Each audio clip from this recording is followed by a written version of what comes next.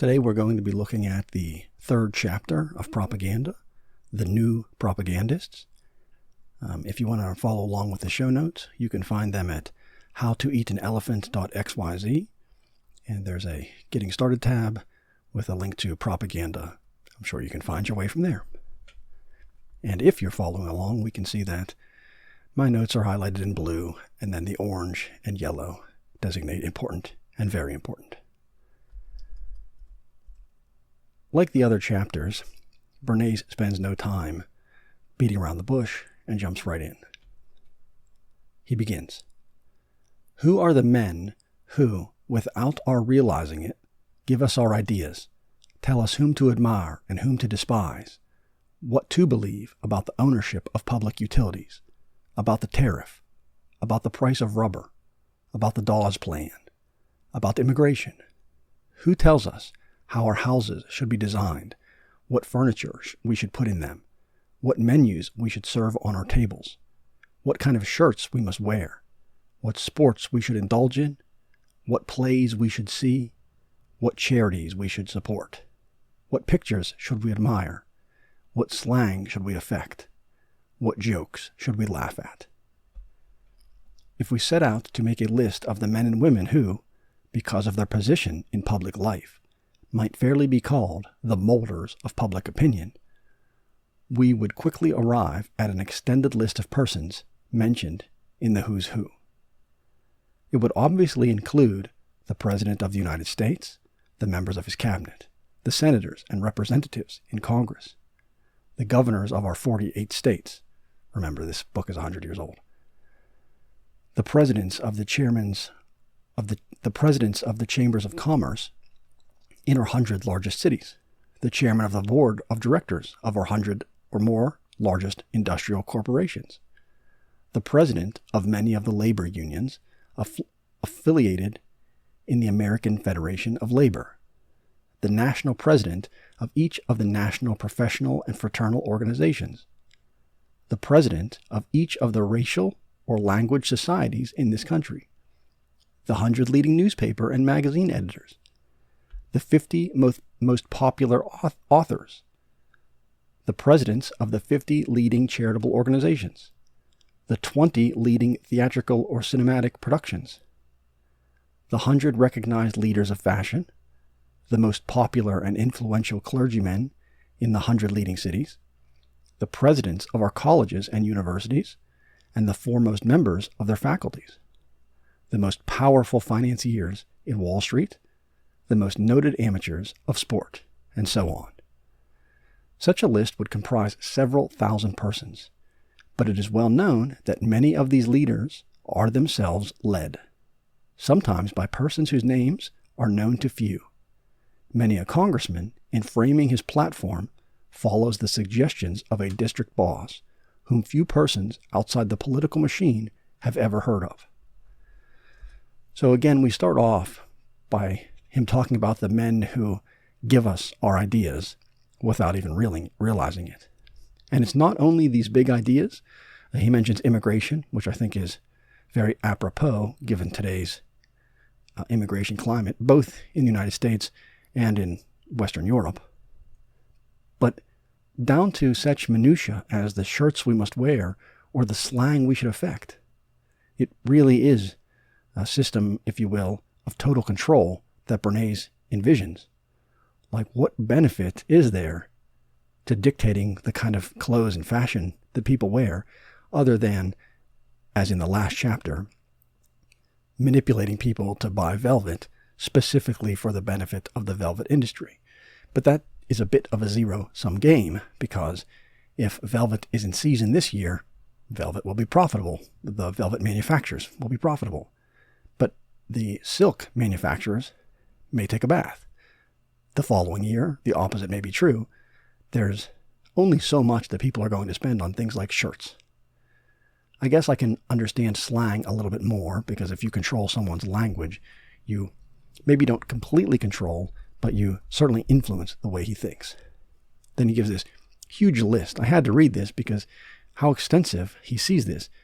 All of these different organizations and presidents of this fraternity and that fraternity. Of course, he mentions the Wall Street financiers last when you might be glazing over at this relatively boring list. And then he also picks things like the 100 largest corporations or the 100 largest cities. I think that's totally arbitrary. Now, what's more important is he said many of the people on this list, these leaders, are themselves led, and how many congressmen follow the suggestions of a district boss. Recently, I think it was Thomas Massey, one of the Congress critters, was saying something like most of the people in Congress have an AIPAC guy. Whatever you think about AIPAC is irrelevant. The fact, though, that they have attached representatives to our congresspeople does seem a bit foreign influency to me. I don't think that the Congress should have AIPAC guys, nor do I think, let's say Israel, for example, should have like US PAC guys influencing their politics. Bernays continues, quote, "A presidential candidate may be drafted in response to the overwhelming popular demand, but it is well known that his name may be decided upon by half a dozen men sitting around a table in a hotel room." When I hear things like this, it gives credence to my belief that the left and the right, currently we have Donald Trump versus Joe Biden. I think they're both fools. No, I shouldn't say that. I think they're both puppets. Again, the candidates. The candidates themselves have been, in my opinion, and what Bernays is saying here, they've been drafted by, some men sitting around a table. Bernays continues by giving an example of this. Quote, "In some instances, the power of the invisible wire pullers is flagrant. The power of the invisible cabinet, which deliberated at the poker table in a certain little green house in Washington, has become a national legend. There was a period in which the major policies of the national government were dictated by a single man, Mark Hanna." Now look this up, cursively. Hanna was a businessman during the late 1800s and the early 1900s, and he is credited with developing the modern political campaign tactic by which a consistent and almost singular message is delivered to the audience. And it says during his sort of reign in the late 1800s and early 1900s that he was engineering nominations and elections all throughout the country. You can even see the extent, some of the extent of what he engaged in on Wikipedia. It's not particularly hidden.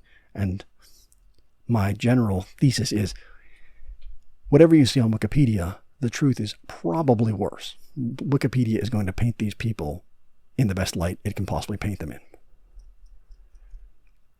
Bernays continues, quote, "Such persons typify in the public mind the type of ruler associated with the phrase invisible government, but do not often stop to think that there are dictators in other fields whose influence is just as decisive as that of politicians I have mentioned. There are invisible rulers who control the destinies of millions.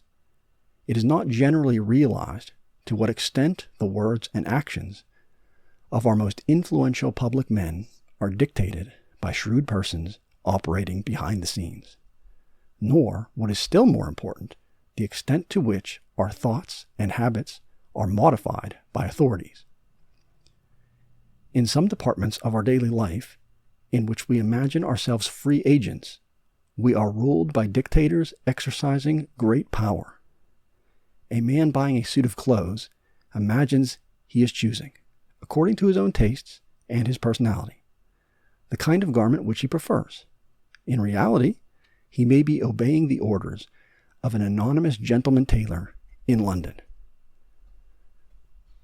Now, he told a very similar tale in the last chapter, and I belabored it a little bit about how the velvet industry was manipulated.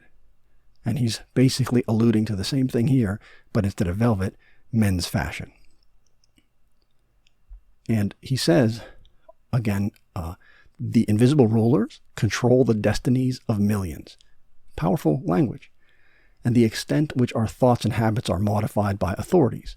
I mentioned this again last chapter, the advercunium fallacy, where in the New York Times, they would cite the State Department or the Carnegie Foundation, I believe were the examples, as authorities, and people will believe whatever comes next simply because of the position of authority that the message is being delivered from. And most telling, I think, is this quote. We imagine ourselves free agents. We are ruled by dictators exercising great power. And I'm reminded of this quote. None are more hopelessly enslaved than those who falsely believe they are free. That's from the German philosopher Goethe. It also kind of reminds you of the movie The Matrix, how everybody thinks they're free, but they're really trapped in this virtual world. Bernays continues, different men rule us, as in various departments of our lives. There may be one power behind the throne of politics, another in the manipulation of the federal discount rate, and still another in the dictation of next season's dances. If there were an invisible cabinet ruling our destinies, a thing which is not impossible to conceive of, it would work through certain group leaders on Tuesday for one purpose, and through an entirely different set on Wednesday for another. He mentions at the very beginning of chapter 1, I believe, that there are these invisible governors don't even necessarily know each other. And he sort of doubles down on this here, saying that on Tuesday there may be one group that is paving the way, and on Wednesday, a completely different set. Further, he talks about the different departments of our lives, and he's alluded to this many times, where you have leaders in politics, and leaders in fashion, and leaders in, let's say, intellectual thought, etc. All these different departments of our lives. This makes one wonder, like, how the propaganda structure is built. I assume it's something like a pyramid, where you have at the very top a nucleus of manipulators, and then they filter down they deliver their messages to the next layer below them. Let's say the educators, the politicians, the teachers, clergymen, etc., and then they deliver them down further. I think he goes a little bit more in detail later in this chapter. The other thing that is interesting here is he specifically mentions the manipulation of the federal discount rate. So here we are 100 years ago. This is in reference to the interest rates nowadays set by the Federal Reserve. It still would have been then. The Federal Reserve, as it is today, was founded in 1913, this book, 1928, so it was around for about 15 years. Now we can see here that the Fed today, and probably always has been, political, even though they say they're not. But I think the more important question here is, who is the dog and who is the tail? Does the government wag the Fed, or does the Fed wag the government? I'm inclined to think that it is the latter. The Fed wags the government, the banks have more control. I'm reminded of a quote, something to the extent of, government is the shadow cast by the corporations, because you have this belief that you can vote the bastards out of government, but you have no real control over who is calling the shots. I say corporations in this instance, but Bernays would call them the invisible governors. You could call them the deep state. It's all the same thing in my opinion. Bernays continues, the idea of invisible government is relative. There may be a handful of men who control the educational methods of the great majority of our schools. Yet from another standpoint, every parent is a group leader with the authority over his or her children. The invisible government tends to be concentrated in the hands of the few because of the expense of manipulating the social machinery which controls the opinions and habits of the masses. To advertise on a scale which will reach 50 million persons is expensive. To reach and persuade the group leaders who dictate the public's thoughts and actions is likewise expensive. For this reason, there is an increasing tendency to concentrate the functions of propaganda in the hands of the propaganda specialist. This specialist is more and more assuming a distinct place and function in our national life. Now, this is the first justification he has given for why this propagandizing power must be concentrated in the hands of the few. His argument is money. It's very expensive. Now, in reality, this argument still falls flat. Even if we assume that there are these propaganda specialists, they still need to deliver their message.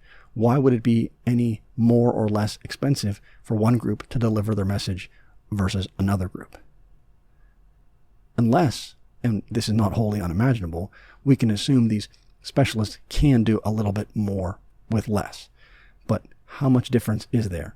So again, I think this is a very weak argument that these specialists are somehow better at delivering a message than anyone else. They might be better at crafting a message, but I don't think that they're better at actually delivering a message. Bernays continues. New activities call for new nomenclature. The propagandist, who specializes in interpreting enterprises and ideas to the public and interpreting the public to promulgators of new enterprises and ideas, has come to be known by the name of the Public Relations Council. The new profession of public relations has grown up because of the increasing complexity of modern life and the consequent necessity for making the actions of one part of the public understandable to the other sectors of the public. And here he is. On one hand, at least he admits that propaganda and public relations are suited to each other hand in glove. He also makes the allusion again that the public is stupid. You need this Public Relations Council to make some actions understandable to other sectors of the public. He continues, governments, whether they are monarchical, constitutional, democratic, or communist, depend on acquiescent public opinion for the success of their efforts, and, in fact, government is only government by virtue of public acquiescence. This is the most ridiculous thing I've ever read in the book so far, and much further than even this book. Government is a government because it has a monopoly on force. Plain and simple, that's all there is to it. Very few people would go along with, let's take, for example, modern U.S. governance, if it didn't have the force to compel citizens into compliance. And I can give you a very simple and short example. Paying taxes. How many people out there like to pay taxes? Zero. No one likes to pay taxes. Now, you can argue that paying taxes to provide a road system and the defense of the nation, etc., there's probably a lot of reasonable, even good reasons to pay taxes. But when our taxes are going to things that you probably don't agree with, at least you don't agree with all of them. Some people are against all these endless wars. Some people are against pouring money into, let's say, Israel or Ukraine, or any other nation for that matter. Those are two that are simply a bit in the news these days. Or how about supporting the Planned Parenthood, which is nothing more than an abortion mill? It goes on and on. There's all kinds of waste in government. But people still do it. Why? Not because they acquiesce, but because of the threat. Pay your taxes, or men with guns will throw you into a cage. There is no acquiescence whatsoever. It is threat of violence that keeps the tax system going, and I argue pretty much every other governmental system. Bernays continues, industries, public utilities, educational movements, indeed all groups representing any concept or product, whether they are majority or minority ideas, succeed only because of approving public opinion. Public opinion is the unacknowledged partner in all broad efforts. Again, I think this is similarly ridiculous. I don't think it was ever true, and it certainly is no longer true. The public has made known what it feels about numerous products, and the manufacturers of these products, goods, and services have not taken any of this feedback into consideration. I think the modern movie and video game industries are glaring examples of where the audience is en masse walking away because of, in this case, what we might call the woke injection into once loved franchises. These companies, like Disney, and I'm going to pick on Disney a little bit for the rest of this chapter, these companies like Disney seem to not care that their products are flopping left and right. Now, recently there was a show, The Acolyte, that Disney put out as a Star Wars show. I'm not familiar with it, but it's absolutely been lambasted as the worst Star Wars production ever created. And instead of Disney saying, we're sorry, we're going to take your feedback and make something that the audience likes, they doubled down and they started saying things like the audience is racist or sexist or homophobic or whatever. They just called them bad names because they didn't like their product. I'm sorry, but if you create a product, you are theoretically at least beholden to the purchasers of your product. If your audience doesn't like what you're selling, they're not going to buy it and you're going to go out of business. It doesn't matter what you think. It's what the audience thinks. If you're trying to sell something, that is. Now, if you want to make a woke video game or a woke movie or whatever, go for it. If there's an audience out there, they'll support it. And if there is, that's fine by me. The people that don't like that don't have to buy it. But that cuts both ways. If we make some video game that's a bunch of, white men and you hate white men, don't buy that video game or don't watch that movie. Now, what I really wonder is, since this has been going on for years now with places like Disney and some of these larger video game industries. I mean, I can look at Forsaken, Alan Wake 2, the Suicide Squad versus Justice League. These are games in the last year or two that have flopped to the tune of literally hundreds of millions of dollars. So I have to wonder, are they somehow making up for this loss of revenue with some kind of sweetheart deals because of their DEI or CEI diversity ratings fueled from loans from the likes of BlackRock, Vanguard, and State Street? If these companies don't change their tunes, theoretically they will go out of business unless someone else is injecting money. Now, what's really worrisome to me is if this is the case, this money is being printed out of thin air. Now, we already know this is happening, but if the money is being printed and handed over to companies like Disney or other video game studios, and these are just two examples that I'm giving. There are many other. Bud Light a year or two ago, Target, they had these very pro-LGBT advertising campaigns that the average person didn't take kindly to. Again, it's kind of ridiculous that you would target this like sub 1% audience while excluding the other 99% and saying that you're doing this because of inclusivity while you're saying, hey, white men, you're not welcome. Doesn't seem very inclusive to me. But to my point, if money is being printed and sort of funneled somehow through back channels into these companies, that not only hurts the consumer because there's no reason for the producers to make the types of movies or video games or products that they want, it also causes inflation. Now, most people talk about inflation as prices going up, when really inflation is an increase of the monetary supply, and then because there's more dollars out there, each individual dollar is worth less, and the consequence of this is your prices go up. Think of it like cutting a pizza into 8 slices or 16 slices or 32 slices. It's still the same pizza, but each slice is smaller. So if you wanted 25% of the pizza, instead of having 2 slices equal 25% of the pizza, now it's 4 slices or 8 slices. But in the end, you still only get 25% of the total pizza. That's how inflation works. But I'm getting a little bit off point here. Back to the book. Bernays continues, quote, "The Public Relations Council, then, is the agent who, working with modern media of communication and the group formations of society, brings an idea to the consciousness of the public. But he is a great deal more than that. He is concerned with the courses of action, the doctrines, systems, and opinions, and the securing of public support for them. He functions primarily as an advisor to his client, very much as a lawyer does. A lawyer concentrates on the legal aspects of his client's business. A counsel on public relations concentrates on the public contacts of his client's business. Every phase of his client's ideas, products, or activities which may affect the public or in which the public may have an interest in is part of his function. The counsel on public relations is not an advertising man, but he advocates advertising when that is indicated. Very often, he is called in by the advertising agency to supplement its work on behalf of its client. His work and that of the advertising agency do not conflict or duplicate each other.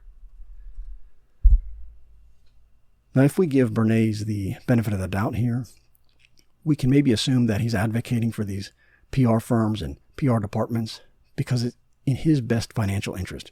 I mean, he himself is a PR man. Maybe he wants to simply kind of create job security for him and his friends in the industry. Now, I didn't take any quotes from the next few pages, but it discusses how PR firms would do things like market surveys and ask an audience what they believe, typical market research.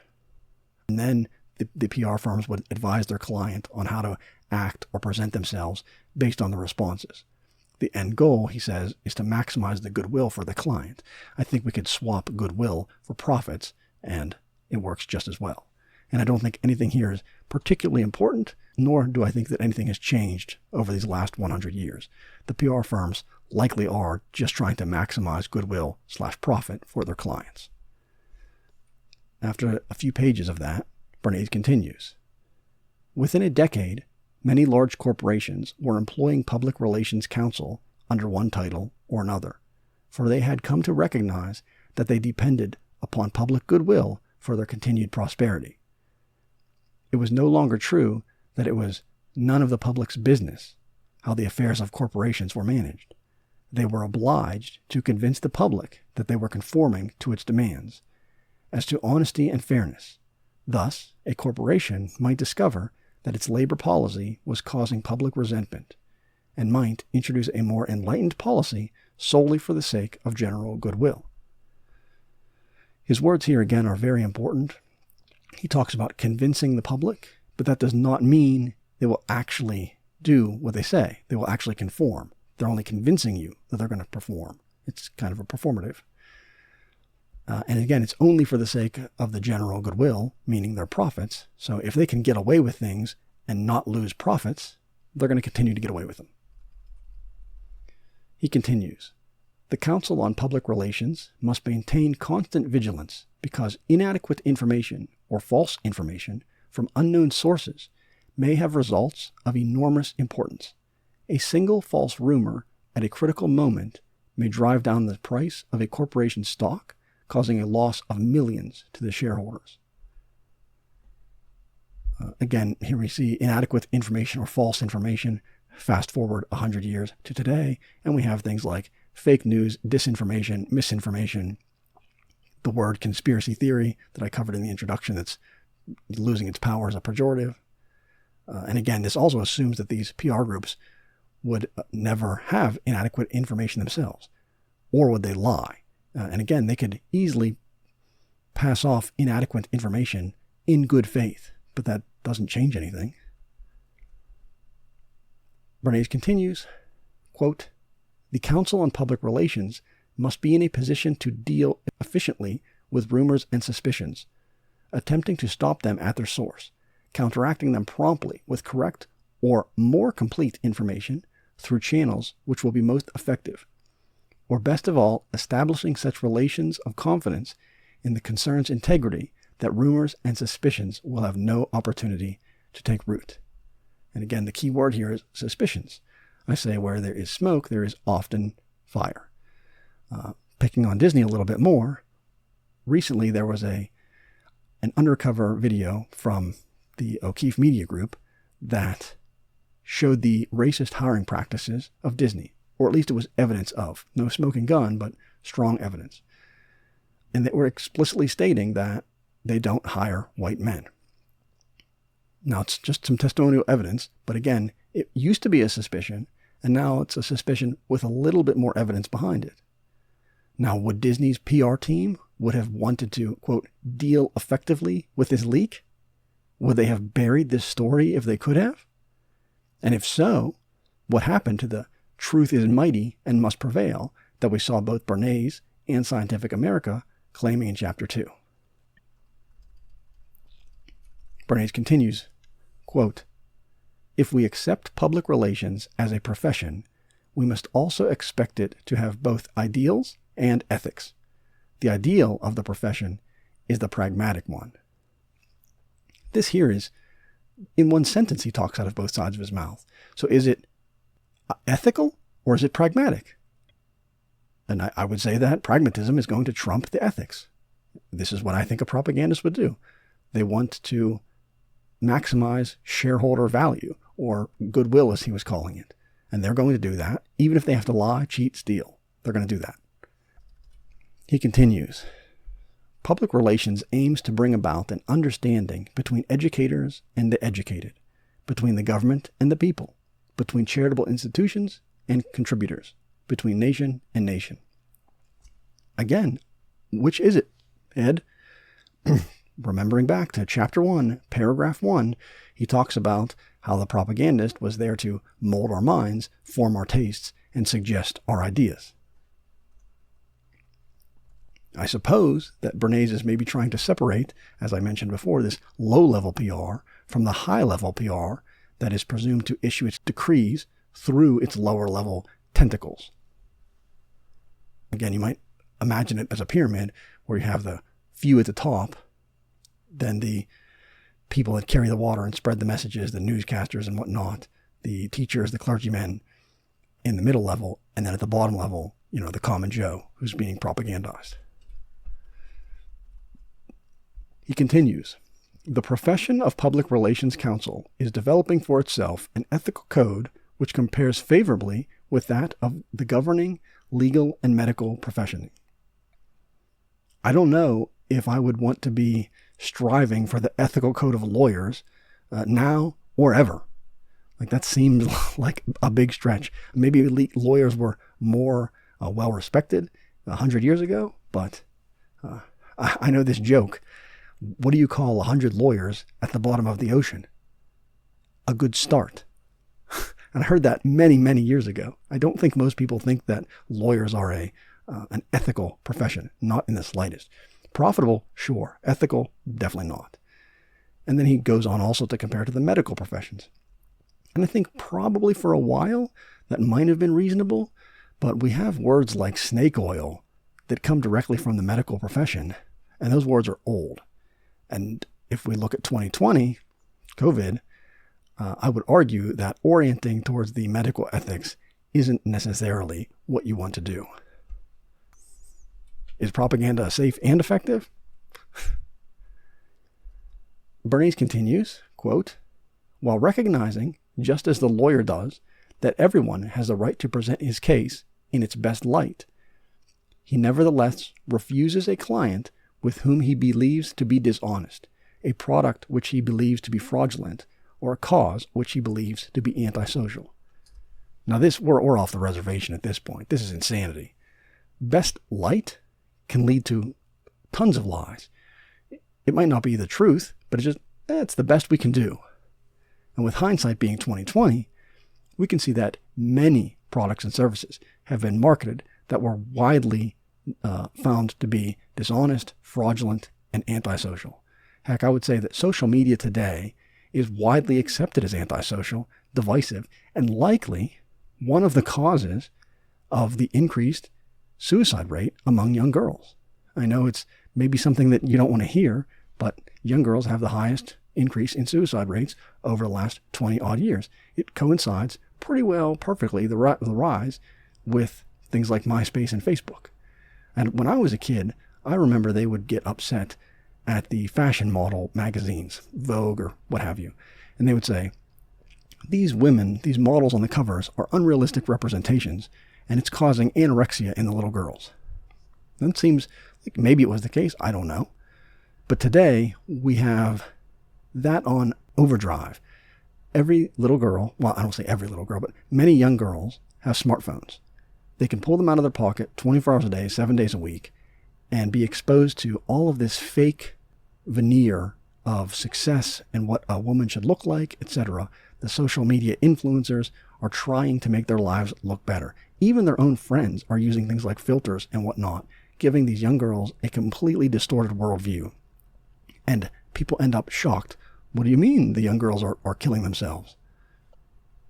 Many of the creators and founders of these social media, they forbid their own children from using it because they know firsthand how damaging it is. Now, we can move away from social media, which, maybe this is still up in the air. I don't think it will be for long, but here's some examples that are not up in the air. Asbestos, glyphosate. For years, people claimed, rightfully so, that these products were damaging, and only after decades have they finally been pulled from the shelves. And when he talks about promoting frauds, well, how about the old .com boom and bust, pets.com? How about the fraudulent ratings on the mortgage-backed securities leading up to the global financial crisis of 2007, 2008? What about WorldCom? What about Tyco? What about Enron? What about Theranos? What about MF Global? This is literally off the top of my head. I didn't do any research for this. And these are all post-2000. So in the last 20 years, I've got 10 examples right there of major, massive frauds that were promoted left, right, and center. So, yeah, best light my ass. Bernays continues, quote, "In public opinion, the Public Relations Counsel is judge and jury, because throughout his pleading of a case, the public may accede to his opinion and judgment." This, again, doesn't make any sense to me. Wouldn't the customers be the judge and jury? And via, let's say, a boycott, or they're choosing to buy one product over another, executioner? The PR team would be more akin to the lawyers, as he points out earlier. He literally stated that in the same paragraph. He concludes this chapter with the following. "It must be repeated that his business is not to fool or hoodwink the public. If he were to get such a reputation, his usefulness in his profession would be at an end. When he is sending out propaganda material, it is clearly labeled as to source. The editor knows from whom it comes and what purpose it is, and accepts or rejects it on its own merit as news." This sounds good and all, but I don't think it ever plays out this way. You say that the business might not be trying to hoodwink people, but again, he says, you're trying to mold our minds, form our tastes, and suggest our ideas. Well, that's much better than hoodwinking me. It's like flat out brainwashing me. And again, I can't speak for 100 years ago, but in the last several decades, there has been a huge rise in these quote-unquote anonymous sources making all kinds of claims. We had I remember there was the the Hunter Biden laptop, and all of the agencies, anonymous sources in the FBI, anonymous sources in the CIA, anonymous sources in the military, where no one is actually backing up their claims. They're just anonymous sources. And this seems to work. At least 100 years ago, they would have to say, this comes from the State Department, or this comes from, well, I guess that's really not any better if you think about it. Who is the State Department? At least there's no individual person held accountable. But with that, we'll end this chapter here. If you're interested in seeing more of this, you can probably find links below. And you can go to my website at howtoeatanelephant.xyz. If you really enjoyed this, there's a donate button that I wouldn't be adverse to you clicking. And I hope you have enjoyed this a little bit. Have a good night, and thank you for your time and attention.